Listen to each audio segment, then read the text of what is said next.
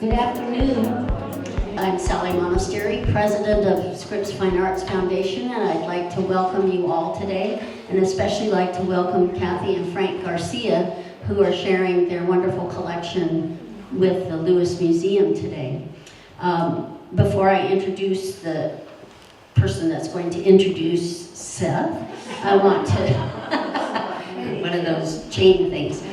March 11th, our program will be focused around the 80th Annual Ceramics Annual at Williamson Gallery. And the speaker Nancy Service has been involved in reviewing ceramics shows for a long time. So it should be an interesting and informative lecture. And the most exciting thing for our members is our spring scholarship tea. And I found out last week we have 12 people that will be receiving scholarships from us with the proceeds from our tea. So I want to encourage you to attend. It's at the home of Sherry Glab in Claremont. And if you've been to one of her teas, you know how special it is. It sounds like tea, but it's at 11:30. Don't eat breakfast. It's a full English Victorian tea with scones, sandwiches, sweets, varieties of tea for those of you that drink herbal and regular, anything, just about anything you want, and just about as much of anything as you want. So watch for information about that, and please join us so that we can we use the proceeds from that event for the scholarships to graduating seniors in art at Scripps. Without further ado, I would like to introduce Catherine McIntosh, who will introduce our speaker today. Well, welcome to this exciting exhibition. I'm pleased to introduce the museum's Director of Exhibitions and Collections, Seth Pringle. Seth has his MFA in painting from CGU and has curated and designed the museum's exhibitions since 2022. And he worked closely with me installing exhibitions for several years before that. He will tell us more about the Garcias and give us an introduction to the Chicano artists and their fabulous collection. Twice in the last decade, Frank and Cathy have graciously opened their home for Fine Arts Foundation events. So we know what a wonderful place it is. Now they have nearly emptied their walls to share these works with the broader community. If you want to learn more about the show and the collection, mark your calendars for Saturday, February 22nd at 5:30. The museum is putting on a free program exploring the intersection of art and community in the Chicanx community, featuring a conversation with Frank Tanzanmont, the artist here in that first gallery, and Jose Lozano, another one of the artists, along with guest Maria Fernandez from the Cheek Center. So that should be a really interesting program. This is flyer. See it out front and watch for things in the museum's email e-newsletter. Anyway, it's a very exciting exhibition and a lot of interesting programs to go with it. So I'll pass it to Seth.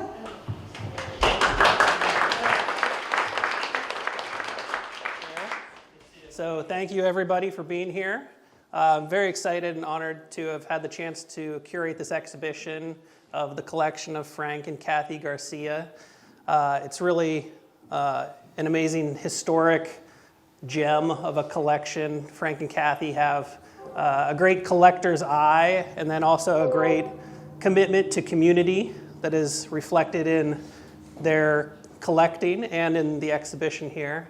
So I'm going to go into, I'll let Frank talk about some of the pieces in the show and some of the history with exhibiting this work after I'm done. So I'm going to talk about some of the historical threads that kind of tie into this show, go back to some of the historical precedents that kind of inform this exhibition. And some of the themes around this exhibition have to do with representation, whether that's political representation or representation in museum exhibitions and collections, and who gets included and who doesn't. So I thought I'd start with a quote from Pilar Tompkins Rivas, who was the first curator at the Claremont Museum of Art. She was quoted in a great documentary about Carlos Almaraz that's on Netflix that you should all check out, where talking about the narrative of art history. She says, "Oftentimes Latino artists are not the subject of that history, even though we produced the cultural work. So if you're excluded from the institutions which are the platforms by which history is concretized, then it's not a complete story." So we're going to look at how that story has evolved, some of the progress, including, it's very important for our museum to be exhibiting this work. There have been exciting strides like the starting of the Cheech Museum in Riverside, and we're very excited to have Maria from the Cheech out for our discussion panel. Okay, so I'm going to dive in. This exhibition, the collection, is directly connected to an exhibition that Frank curated at the Daw Center for the Arts in Pomona called Return to Aztlán, that went from 2003 to 2020. And like I said, I'll let Frank talk a little bit more about how that show came to be. But it was a really important show for the community and for the Daw Center for the Arts. So that's a picture of one of the exhibitions on the left, and then a bunch of the artists. And I believe this is from the Garcia's home, right, where they would have a barbecue for the artists so that it was a social event around the show, get artists to get to know each other, people of different generations. So it's a very grassroots social kind of experiment. And a couple of the artists who were integral in that process of getting the exhibition going that you'll hear more about: Magu, Gilbert Lujan, and Margaret Garcia, whose painting, "What is Sacred" is the title of the painting, is featured in the Macintosh gallery you'll see in the exhibition. So we're using this term Aztlán, so Frank could talk about this some more too, but just to touch on kind of why it's important for this exhibition. Aztlán refers to the area of the southwestern United States that is historically, culturally connected to the Aztec people and the indigenous people of Mexico. So before there was a border between the United States and Mexico, the people were all connected. So our exhibition is called Home in Aztlán, referring to Claremont, East Los Angeles, Pomona, all being part of Aztlán, and that it's always been Aztlán, and it's always been home. Some people think it was a real place. There's debate about that. Some people think it was more of a mythological kind of definition, but where it's important is to this exhibition and the Chicano movement is as a symbol of Chicano pride, right? So it became important in the Chicano movement, especially when it was included in a poem. In 1969, the poet Alarista spoke at the National Chicano Youth Liberation Conference in Denver, held by the Crusade for Justice.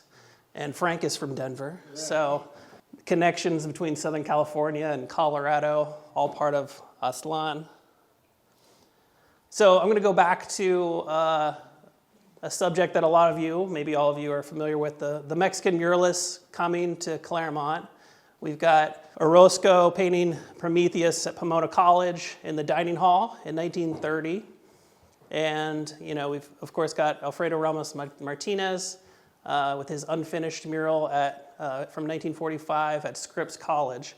And I don't know about how you all learned art history, but when I was taught art history, the Mexican modern muralists weren't really integrated into that narrative, right? But in reality, there was a lot of influence back and forth. There was a great exhibition at the Whitney a couple years ago called Vida Americana that talks about the influence that the Mexican muralists had on, the most famous modernist painters that are always taught as part of the most important 20th century artists. So one artist who was very influenced by Prometheus in particular was Jackson Pollock. he referred to it as the most important artwork in North America. And he apparently had an image of it taped up in his studio. And you can kind of see, the activation of the canvas and the brushwork and the energy. And you can kind of see, where he would be inspired by that and the energy of the painting beyond the, people might say, well, that's, figurative narrative art, and that's abstract, expressionist, modern art. But there are a lot of similarities between the two. And then Pollock influenced an artist from this exhibition, Carlos Almaraz, who's also included in the first gallery, one of his prints. And he was born in Mexico City, moved to the United States when he was young, went to school in Los Angeles area, and then moved to New York. He was really inspired by a lot of the abstract painters and tried to kind of fit in with the minimalism and kind of pure abstraction of New York of the late 60s, but he never really felt like he fit there, and he moved back to Los Angeles. But he, referring to Pollock, he said, the only abstract painter who still disturbs me is Pollock. So he's one of those painters, that just gets in your head and you're just like, can't shake it, right? So you can kind of see the influence too these are a couple of Carlos's paintings. He's maybe best known for his car crash series. And so, there's narrative, there's metaphor, there's theater in his work, but it's also a lot about, this rhythm of brushstrokes and a painting surface as an arena in which to act, which is how people would describe the abstract expressionists, right? So Carlos he moved back to Los Angeles and got involved with the artists in East LA. A lot of these artists have their roots in East Los Angeles.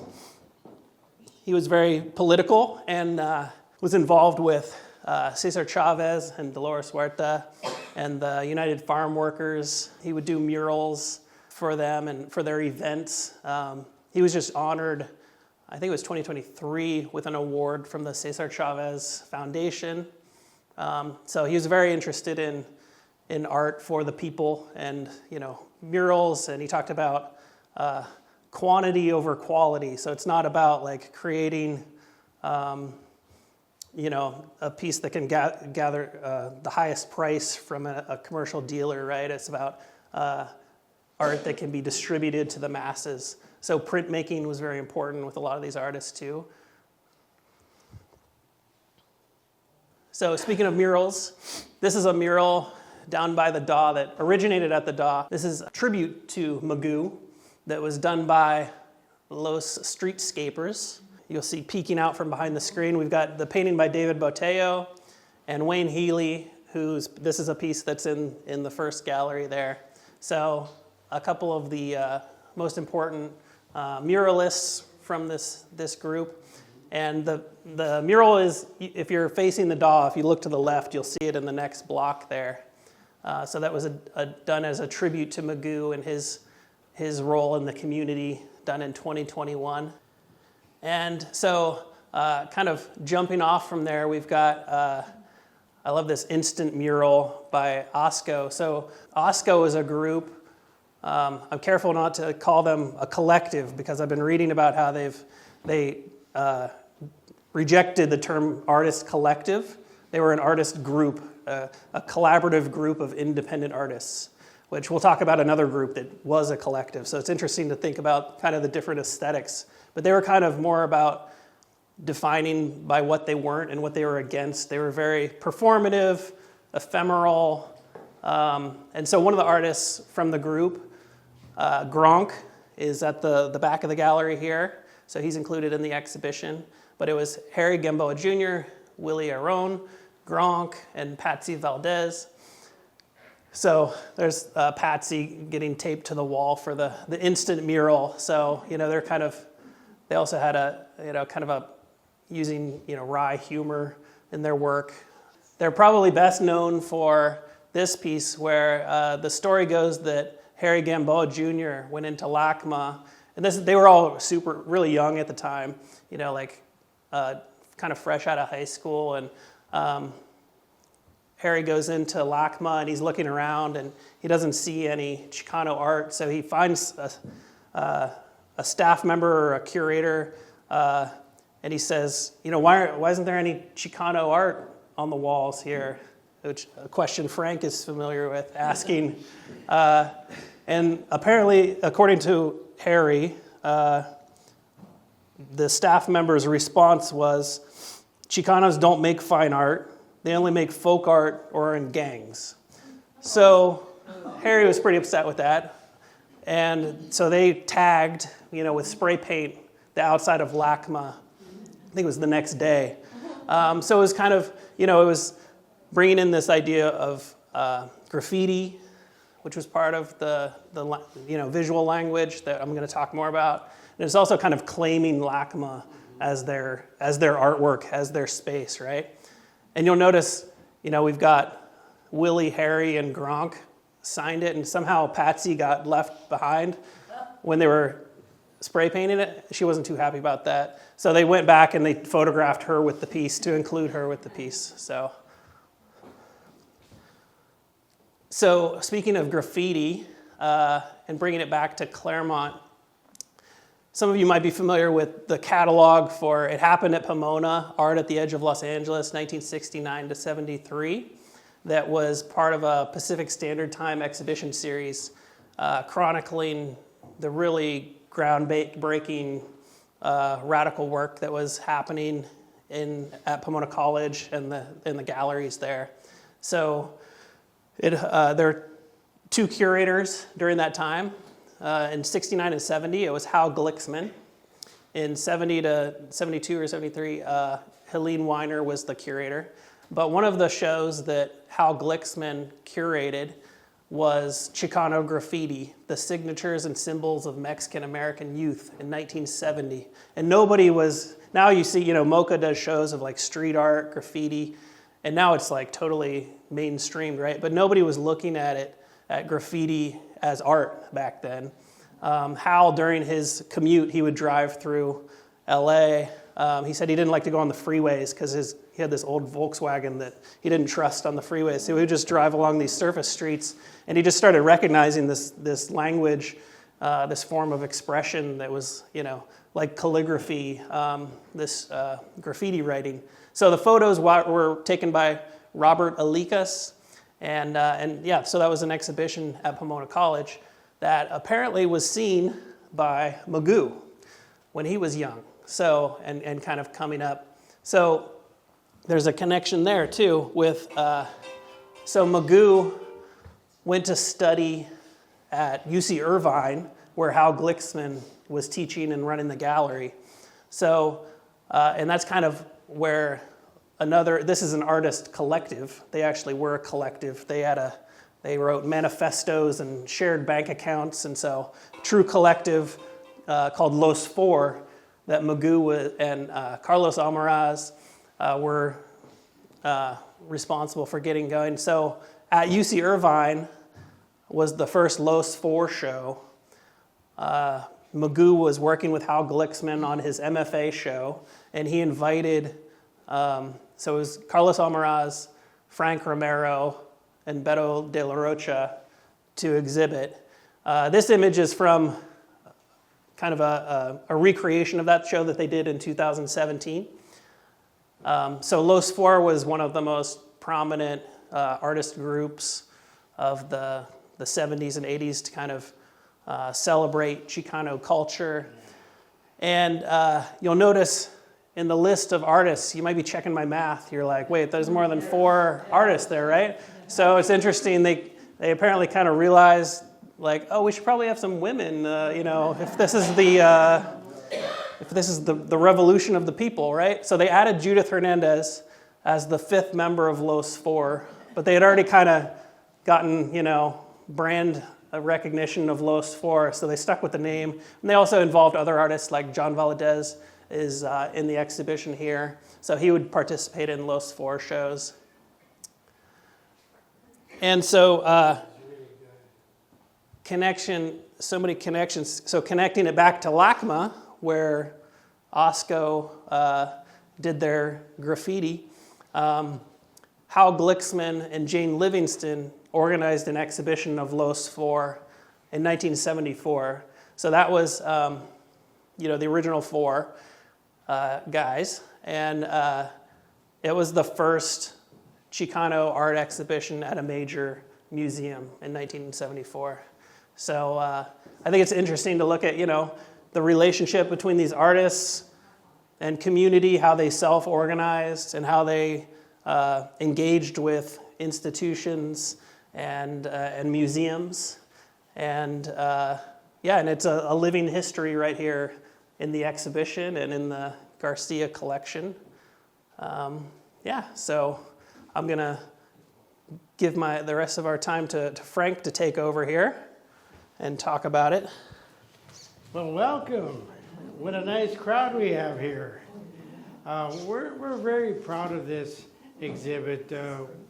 I was a principal at Pomona Park West High School back in the day, and I would walk 6 blocks from the school to the Dow Gallery and have lunch over on 2nd Street. And I looked around and I talked to they asked me to be on the board. And so I got on the board and I talked to them. I said, you're in the middle of a Chicano barrio and we don't see too much Chicano art here. A lot of it was coming from Claremont and other areas. And so they said, well, why didn't you do a show? So I said, okay. Well, so Cathy and I decided to do a show, and that's what we started in 2003. And we went out and we contacted all these artists, and Margaret Garcia was very helpful. She's the big painting you see as you walk in with the mother and child. Very helpful, connected us with all these wonderful artists. And so we started talking about doing a show in Pomona. They all came. The first show, we had over 100 artists there. So it was really powerful. And it's been going on ever since. What happened, every year we would buy a painting from some of the artists, and that's why you see a lot of these pieces here. But it was a wonderful event, connected everybody. But East LA artists, Art LA, all over, even from Nevada, and everyone came through. And the one that was right by my side the whole time was Cathy Garcia. Well, he's the brains of the organization. I was his sidekick. And I don't think we started to make a collection at all. In fact, we're just odd that we have one, actually. We just picked what we liked over the 17 years. And it didn't matter if it was going to fit in our house. We somehow made it fit. And we've met a lot of nice people along the way. Some of the artists are good friends. We know some backstories to some of the paintings we'd be happy to answer afterward. It's been a real thrill. We thank the museum for giving us this opportunity and taking such good care of us. One of the highlights, of course, was when we would collect the art for the exhibit. We would have a big barbecue at our house, and all the artists would show up with their pieces. Rather than taking them down to the gallery, they'd come and bring them to us.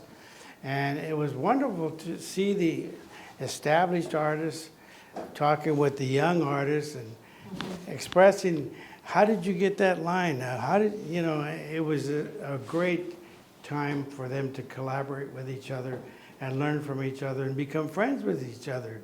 So that's what made the show that much stronger.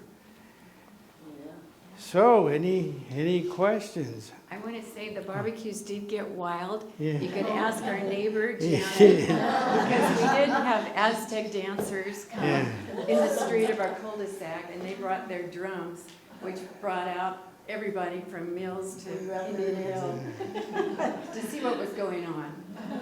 It was funny. They were performing one time. It was a little late, like 11 o'clock. And somebody called the cops.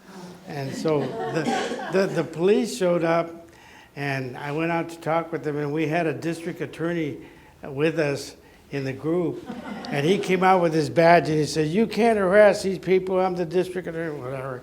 And they said, "Mr. Garcia, could you ask him to go back in the house?" And they didn't. They just said, "We just want you to tone it down a little bit, take it inside or something, so it doesn't bother your neighbors." And we said, "We're glad to do that." So that was funny. Any other? Go ahead. Kathy, you're an artist, and I'm interested in the 17 years of collecting and doing this show. Did it inform your art? Oh my gosh, totally. You can see the brilliant colors. They don't believe in subtle, and they like to make a statement, which actually, the more you're around it, it really frees you up as an artist to be bold. Sure. What do you have to lose? And color is just amazing. And even though I'm not a Latina at all, I absolutely love the culture. I do. I think maybe a lot of us are Heinz 57, and we don't really know which culture to hook onto. And it's so, we apple pie and hot dogs, I guess, but we don't have that wonderful ethnicity and the history and the culture to turn to. So that's been a gift for me to borrow from that. Thank you for asking me. One of our great artists said to Kathy, "I think you're one of the brownest white people I know." Go ahead. If you have 100 artists showing and you decide you're going to walk home with one painting, what's the lens you use to select which one you're walking home with, and did that change in the last 17 years?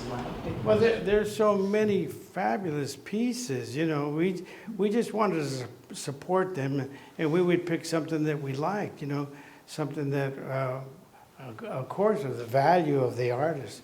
We have to agree. Yeah, the artists. Yeah, some of the artists, they're well established, they're well known, they get a lot of money for their work. So we would pick some of those, but we also picked anything that we like. This one right here is a brand new painting of a young kid named Germ. And we were sitting at the house, and he rang the doorbell, and he said, "I hear you do Chicano art shows." And I said, "Yeah." And he said, "Can I show you some pieces?" I said, "Sure." He rolled out 3 canvases, and I said, "Oh my gosh, you did that?" He said, "Yeah." So I put him in his show. He sold all 3 of them. And now, he's being featured at the Cheech. He's going to be at the Cheech, and he's really a good artist. Kathy and I will sit there with a glass of wine, and we'll just keep looking at it, and every time we look at it, we find something different. And I think it does have an ecological bent to it, because if you notice, we've got the fish gasping for air here. You got the smog coming out of this guy's ears and horns on his head, and sort of, it's sort of a whimsical way to look at what we do to our earth, to really think about it in a way that people maybe can absorb it. Of course, I make my own interpretations, which may not be what the artist is going for, but But we'll sit there and look at it, and we always find something different in it. Go ahead, Hen. Are you still collecting? Yes. We'll never stop. Yeah. Can't stop, won't stop. Do you have to rotate the art on the walls? We already filled the house up with more art. After this is all here, we have stuff under the bed and closets in the garage. So all the space in our house is filled up with more art. Yeah. Wow. Yeah. Maybe we could say a few things about the paintings in this room. Would you guys like to hear that? This is one of my favorites. It's by David Botello, and he and Wayne Healy were the streetscapers. Wayne has another piece over there, and here she is on a balance beam, and there's the big rose. That's the United States, and she's blindfolded like, I don't know, I don't know. Well, you can see the revolution behind them that U.S. was behind, and the funeral, and the soldiers, and the U.S. soldier. And so it's a very powerful piece. You can't see these here, but many of you traveled the 10 over the years, I'm sure. Frank Romero had a wonderful painting on the north side of the 10. It was cars and it was so You see it as you go into LA. But they graffitied it and then painted over it, so it was sort of sad. But you can see here are just a few pieces of his that we got on wood blocks. You can see his little car there. So that's to immortalize that mural. This Yeah, talk about David. This is David Fleury. It's interesting because these are vendors in LA. They sell corn, they sell ice cream, they sell whatever. And he's got his corn, but they were being robbed by gang members. They were taking whatever little money they made. So if you look closely, he's got a gun. Now, come and get it, you know. And look at his eye, like, do you dare to come and rob me? Anyway, that's one of my favorites. Maybe if you turn around to the back, the three panels back here. Seth talked about Wow. Osco. They're the ones that graffitied LA County Art Museum because there was never any Chicano. Right. So we were so fortunate to get these pieces because he doesn't, I don't think he really paints individual paintings anymore.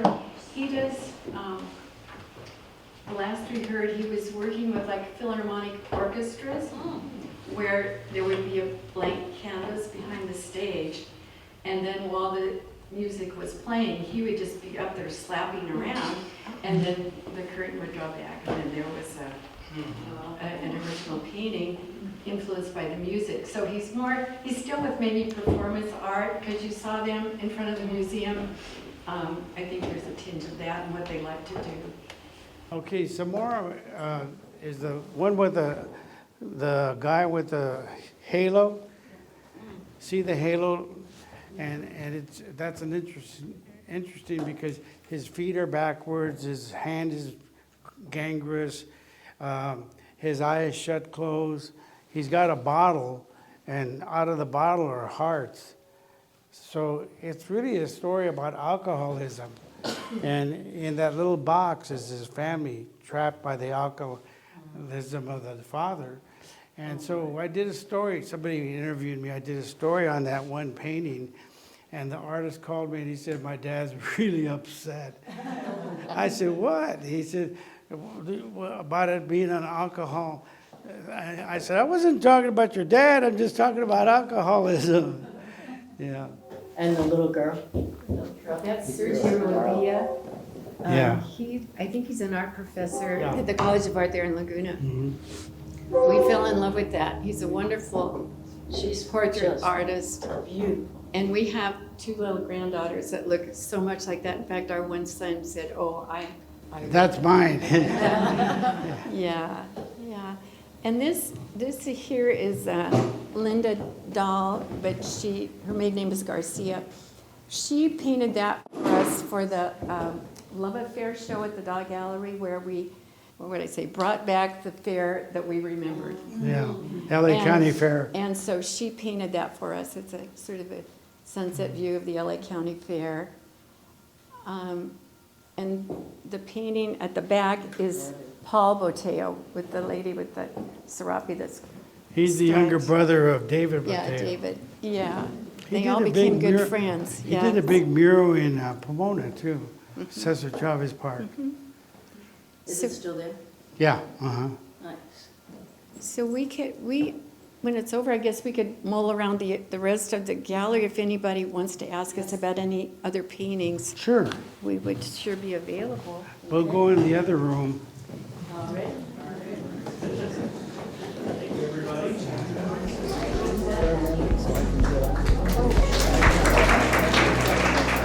That was great. Thank you.